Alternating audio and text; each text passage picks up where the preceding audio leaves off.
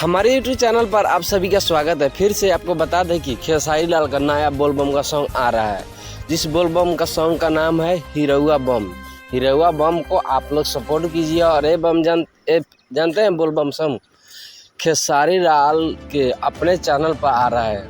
और खेसारी लाल का अपना चैनल पर 5वां गाना आ रहा है।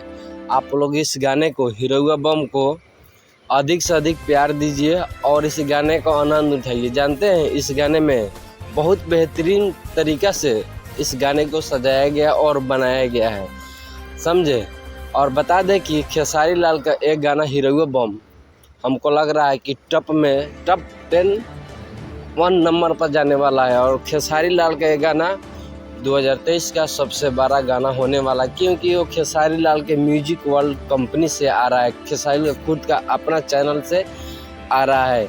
जो सॉन्ग का नाम है हिरौआ बम, आज सुबह रिलीज होगा। और बता दें कि खेसारी लाल के इस गाने को लिखे हैं, संगीत है मुकेश यादव का, और म्यूजिक डायरेक्टर के बाद बता दे तो विकास यादव।